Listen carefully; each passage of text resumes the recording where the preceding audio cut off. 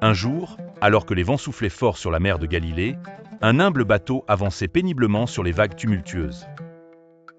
À bord, 12 hommes, les disciples de Jésus, luttaient contre les forces de la nature, le cœur rempli d'appréhension. La nuit était tombée, et tout autour d'eux, l'obscurité semblait s'étendre à l'infini, couvrant la mer d'un voile mystérieux. Le bruit des vagues qui s'écrasaient contre la coque du bateau résonnait comme les battements frénétiques d'un cœur chamboulé par l'inquiétude.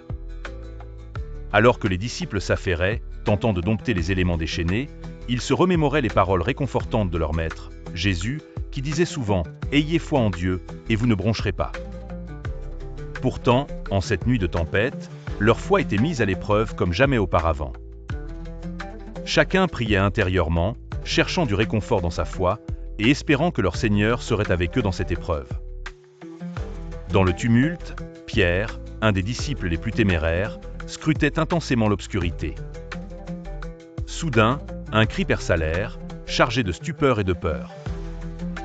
Quelqu'un, sur les flots, avançait vers eux en marchant sur l'eau. C'était une vision qui défiait la raison. « Un fantôme !»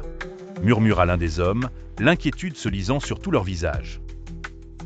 Les hommes se pressèrent les uns contre les autres, cherchant un semblant de sécurité dans leur nombre. Cette apparition semblait irréelle, comme un rêve énigmatique perdu au milieu de ce voile de ténèbres.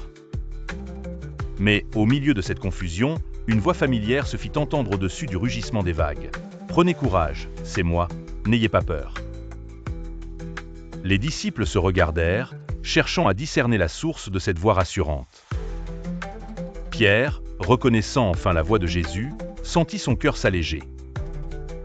Les autres, même encore perplexes, ressentaient une lueur d'espoir se frayer un chemin dans leur inquiétude. Poussé par un élan de foi, Pierre lança un défi audacieux. « Seigneur, si c'est bien toi, ordonne que je vienne à toi sur les eaux. » Le maître parla d'une voix douce et assurée. « Viens. » Pierre, enivré par le courage et la confiance, sortit du bateau. Dans un moment de grâce, le voilà marchant sur les eaux, les yeux rivés sur Jésus. Son cœur était empli d'un sentiment de liberté et de pouvoir. Une proximité divine se déployait à cet instant entre lui et son Seigneur.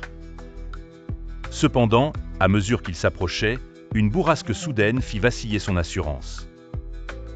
Les vagues menaçantes l'entouraient, et son regard se détourna de Jésus pour se concentrer sur les forces déchaînées autour de lui.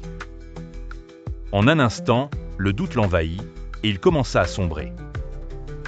Paniqué, il cria « Seigneur, sauve-moi !» Cette peur, née de l'incertitude et du doute, semblait engloutir toute la foi qu'il avait portée quelques instants plus tôt. Jésus, toujours d'une présence rassurante, tendit la main et saisit Pierre, le relevant des eaux tumultueuses.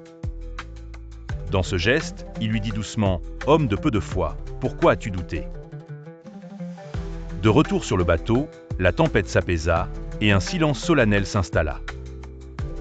Ce moment de calme après la tempête était saturé de la sagesse et de la compassion de Jésus, comme une étreinte divine enveloppant tout le bateau.